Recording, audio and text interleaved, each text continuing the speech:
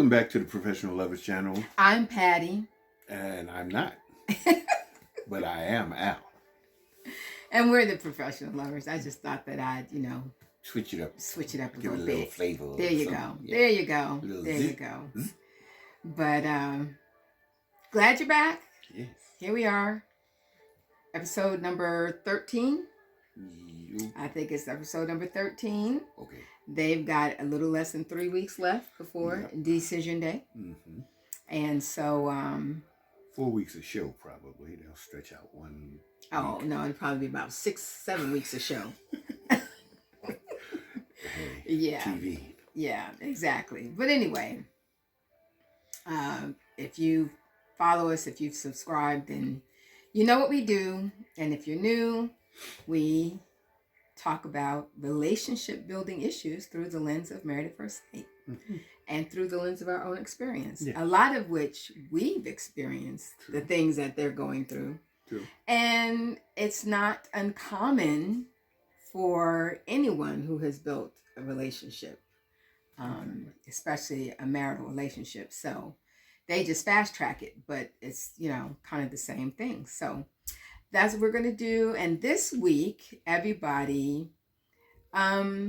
showed each other something about their childhoods to help the other one understand who they have now become, who they are now, and why. Right. And some very interesting, revelations. Yeah. So actually, I think it's one of those things that should take place even earlier.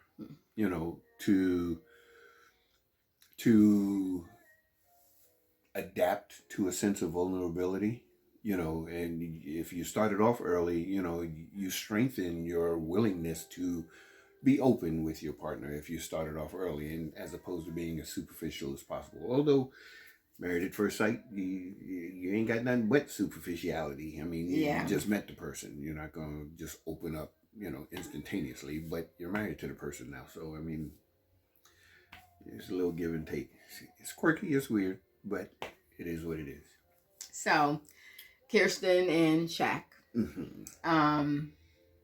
Kirsten took Shaq to a house. She's a real estate agent. A $1.9 million. No. $2.9 million house. Yeah. It was beautiful. It was. And it helped Shaq kind of understand, what she does. What she does, exactly. And then later on, she took him to her childhood home. Mm-hmm. And, talked about the family and how great they were until they weren't. Right. Until her parents split. But her dad was a typical provider type of a man. Now, when they were in the house, and it was nice that they were kind of projecting about having a house and filling it with children and all of that, which Kirsten really liked, that projection of what life could be like down the road. Yeah. And then she basically told him... She projected some other stuff. She told him that he'd need to buy her a house. Yeah, You'll need to buy us a house. Yeah. And he looked at her like... What do you mean? What you talking about, Willis? He was like, you have to buy us a house and a car and what. Yeah. Now, you automatically thought... I thought she was messing. Yeah. And she kind of came across that way. I mean, because again, as she was saying it, she was smiling, and I think he instantly panicked. He was like, I got to do what? And it baffles me that he did. I mean, it was like she threw out a joke that he didn't understand, and it just caught him off guard. Well, and what I say is, I did think that she was messing too, but she never said she was messing. She never at the end said, now come on, it's going to be us if we're in this together. But she never said just kidding, or she just took it all the way to the end of the very episode to when she was like, I was really messing with you. And anybody... And he was like, that ain't really a joke. Because I think he was serious. And she was kind of halfway serious. No, the premise of it, yes, we we are going to have a house, a place of our own, you know. And I mean, I think he made everything so literal in his mind. He did. When she said it, it was like a $2.9 million. Because again, he was in her environment, okay, thinking, and I think he just ran with the thought that this is what you're accustomed to and this is what you see every day. And I'm going to have to, you know, match this, what you see every day. And she let him think it. Yeah. That was the devil. She let him think the devil. So, you know, but you know, when she explained her background, you know, that's what Dad did. Dad provided, right, until he wasn't there anymore, and and that's how what she expected. And believe it or not, that probably scared him a little more, for the simple fact that they've never officially met, and that has been a sticking point. Yeah. Although he hasn't told her about that, though. But, yeah. And that's unfortunate. But it's like she has a standard of a man, which is understandable. That was her experience of what a man was supposed to do for the family, you know, until he didn't anymore. And then that's where she got short-circuited and she became so independent that, you know, relying on somebody else or opening up to somebody else is something that she doesn't do. But I think those instances caused him a little, you know, a little trauma because he didn't understand how to do it. I mean, you know, not to say that he's not secure within himself, but just knowing that, you know, you're going to be held to somebody else's standard, that's just awkward. And somebody's standard that you haven't met. Right. And with family being a huge deal to Shaq, which she got when they met his godmother and godsister for dinner. And, you know, they were talking about how he's the one that gets everybody together and he's the one that, he's you know, organizer. He's the organizer. He's the event planner. Yeah. He's the battery. He's the one that makes sure that it continues. And she could finally understand him and his need for family. Yeah. And when the godmother and sister were telling her how she needed to stick by him and support him Lord, because the grin on his face was like, he was like, give her the secret, give her the secret, give her the secret. That's exactly what I didn't say it. They said it. You got the secret now, so we don't have no excuse about you not knowing. He was happy about that. Yeah, he was happy about that. All right, so Jasmine and Heiress. Jasmine is struggling. Heiress, on the other hand, has made a little shift. I mean, his frigidity is melting a little bit. I mean, and again, I hope it's not too little too late. But he now is starting to understand what he has to provide in a relationship. His part. Right. You know, he has a part to play.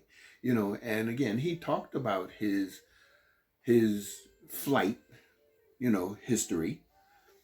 And for whatever reason, Jasmine didn't take the opportunity to find out, well, okay, this is what you used to do. Are you still in that mindset? Is this something that I need to be concerned about or whatever? And I think she's hearing the flight history and she's just kind of playing it out in her own mind. And again, if you don't open yourself up and communicate and talk about things and issues, you're going to come up with a negative response, plain and simple. But now we know why she doesn't do that, because from her background, she says she does not like confrontation. She never saw confrontation played out in her own family. She grew up in a 2-parent household. They were all happy and go lucky and loving. And it's amazing to me how many families exist where the parents do not resolve differences in front of the children. Right. And I mean, it's unfortunate because it's reality. I mean, everybody goes through challenges, but that's what creates that weak muscle in an individual when it comes down to conflict resolution, because you're always going to be confronted by something that you're going to have to compromise with. And how do you compromise? I mean, and that's what resolution is about. It's about compromising. And but people have to know how to do that. True. You have to have some example somewhere. But it starts somewhere too. I mean, for yourself. Yeah. I mean, you have to go through the experience of resolving a situation. So, when you see it, yeah, you have that to kind of lean on and engage through, navigate. Mm-hmm. But when you've never seen it, you're insecure about dealing with it. And so instead of asking him about how he thinks about the flight issue now, she took what he said and created that into another wall as to why I'm scared to open up, because if I take the time to open up and he runs away from me too, then what's the point of that? Exactly. So she's created the issue and the resolution in her own brain, and he, on the other hand, realizing how patient she has been up to this point with him, is saying, okay, now it's my turn to be patient with her. I'm showing her that I can open up. I mean, when he read that letter from his dad to his mom, that was really personal. And he's never read to anyone before. And she did take the opportunity then to ask, what makes him want to read that letter. What are the triggers that he feels when he pulls that out to read it again, to read it over and over. So, she knows that she's clammed up. She knows that her initial feelings are starting to die, but she's not letting herself respond to the changes that he has made. And she realizes that he's making effort. Right. But she's not really honoring that effort now. And again, this is that weak muscle of, how do you change gears? Okay, we were there. We don't have to stay there, and we can move forward. We can kind of avoid that speed bump. We know it's there. That's what it was. Where do we go from here? And she knows how to do it, because we saw her do it when she and Shaq were talking. After the four of them went out. Yeah. And of course, the trailers and everybody tried to make it seem like something was going on between Shaq and her. It was not. Just having a conversation. But real anyway, conversation. But she was very comfortable. Yeah. But then she didn't have anything to lose. There was no threat. There was nothing there. Right. To make her scared about anything. And so you could tell the comfort level was different. She held Shaq's feet to the fire, answered the question. Which is, that's what she needs to bring to her own marriage. Nicole and Chris, he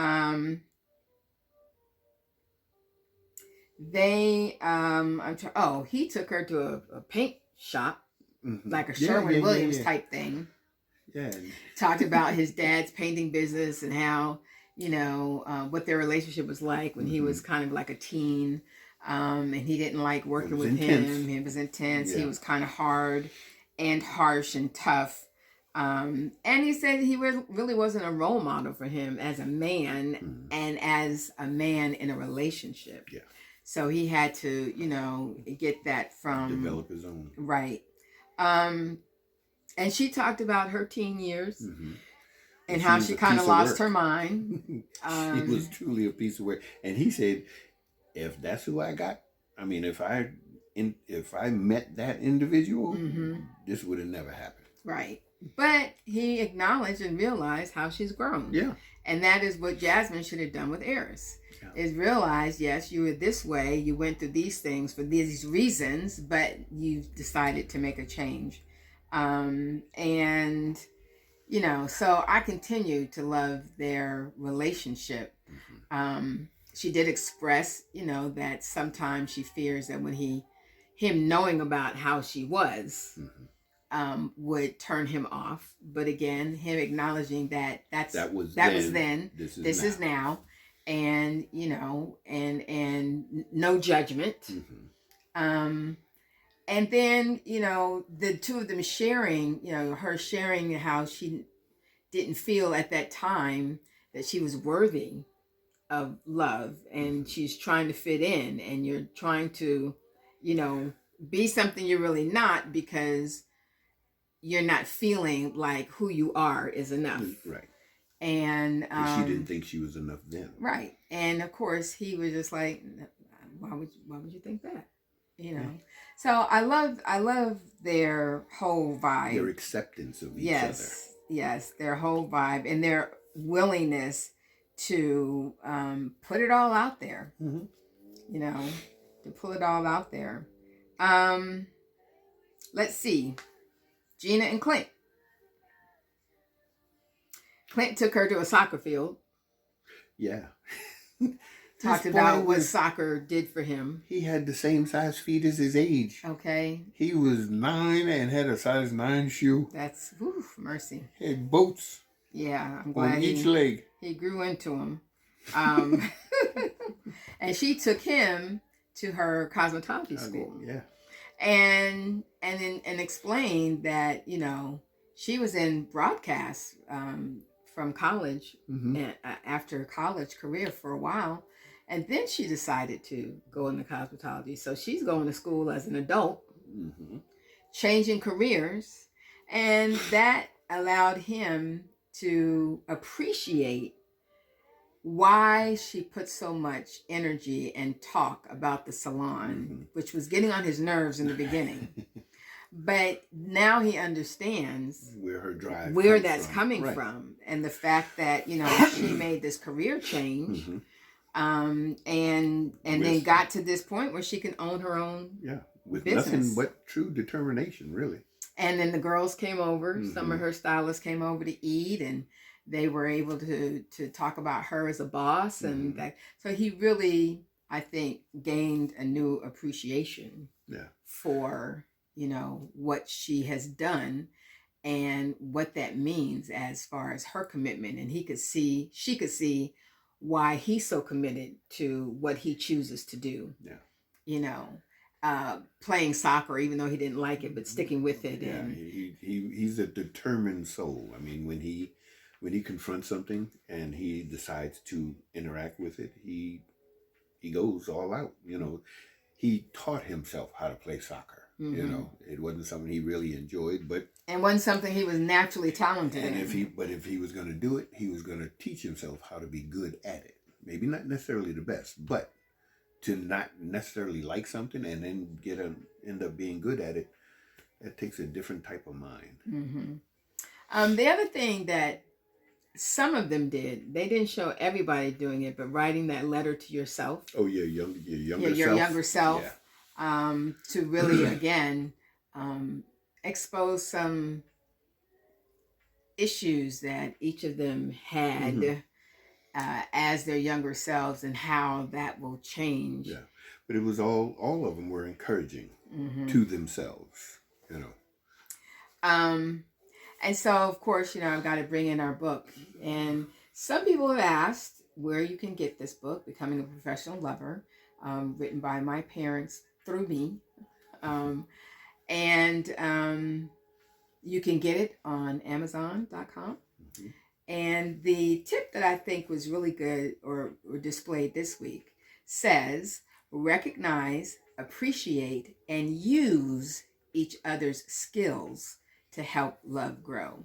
And I kind of felt like that's what Gina was doing, particularly, and Kirsten, when they took their spouses to their, you know, the jobs and that kind of thing, to their environment, to see how they operate. And it does give you a different sense of your spouse when you see them in their element.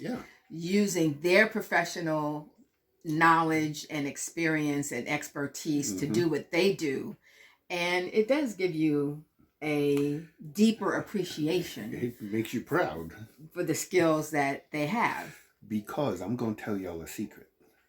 This one doesn't like public speaking. Matter of fact, she thinks she doesn't like it at all. I don't like it. But y'all are a public, aren't you? But I do it well. And I mean, I will say that. I do it well when I have to, but it's not something that I seek out. Because, Does she do it well? Anyway, stop.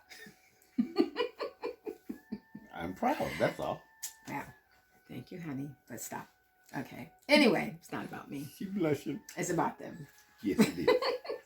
But, Yeah, and when you can use each other's skills in your partnership, then I mean that's creating a true partnership. Well, it's strengthening the partnership. Mm-hmm. You know, when you see the ability and talent that your significant other has, and you encourage them to, you know, to enhance it even more. You know, and if you can see just from observance, maybe things that you can add to them to assist them in getting or achieving the goals that they're actually looking for. I mean, that's what partnership is all about. Right. And that that is what we call being other centered. When you see your significant other and their movement toward whatever it is that they're trying to achieve and grow and enhance and strengthen, you provide whatever it is, even if it's just encouragement, you know, for them to be supported and know that they're being supported in their journey. Right. So sidebar, if you watch the after party, then you heard how Kirsten has been trying to get her dad and Shaq together. They have spoken on the phone. Right. So she's not just kind of sitting idly by doing nothing. Mm-hmm. And it bothered her that he would be talking about how he feels about that with other people and not her. And I hope she doesn't just latch on to that. Yeah. Because I believe that, you know, it's just, and she knows that it's just been, a situation where timing has just not permitted them to, you know, have their own time. Mm-hmm. But it was a situation, I mean, initially, Dad didn't show up to the wedding because he thought it was a little crazy, you know, but that's his prerogative. But again, well, we have our own thoughts about that. Yeah. But that's your daughter. You know, you support your children. Yeah. But anyway, it'll happen. And so hopefully she won't continue to use that against him. But he does need to. And you talk to your spouse. Yeah. You don't talk to other people about what goes on in your relationship. Without that person knowing. You know what I'm saying? Yeah. Because in this situation, and we've seen this happen with other couples in other seasons. Yeah. You know, it gets back to you, and you're kind of like, why are you not sharing that with me, and you're sharing that with other people? I mean, you got issues with me. I mean, and that's what it comes down to. You tend to believe that you got issues with me, and you're not willing to bring them to me. Yeah, you know? And that does not do anything to build trust. At all. So, okay, so your couple of the week.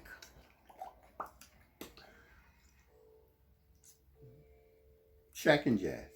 I mean, yeah. No. Shaq and Kirsten. Kirsten. Okay. Yeah. Because I think of their next level of interaction, you know, and it's progressive. Still a little awkward, but I think I like their progression. And I think that they both are committed to the process, for the simple fact that their discussions regarding family and longevity and future, and it sounds good. And that's how I feel about Clint and Gina. My couple of the week. Ooh. Yeah, okay. Because they are advancing. And it may be in a slightly different way, but I think that they've made great progress over the last couple of weeks. And so I like the trajectory that they're on right now. And hopefully they can stay on that. Okay. Red flag couple, this time, for me, it's Jasmine. It's the Jasmine of the Jasmine and heiress. Yeah. Because we're on the same boat with that one. Yeah, because she is now all in her head, and she is allowing her head to create obstacles that are not acknowledging his effort. Right. So. And hopefully somebody will bring that to her attention, you know. And I think in all of these couples, there's usually an outside ingredient that can assist in reinforcing, their mindset and their it's just being a support system, you know. Um, Fortunately, we haven't heard anything more about Aris's cousin, Yeah. you know, Yeah. stuff like that. Just like that was a negative element, there's a positive element somewhere with everybody else that will just say, hey, be patient, give it time, probe, talk, communicate. So, So, the question that we're going to ask you is, do you think that Kirsten has too high expectations of Shaq? Now, he's feeling like her expectations are very high. Um, do you think that they're high, too high, or do you think that what she's expecting from a husband is kind of spot on? and do you think that Shaq thinks they're too high? Hmm. So, tell us what you think, what your answer is to that question, and we will see you next week. Until then, love yourselves And each other. Bye. Peace.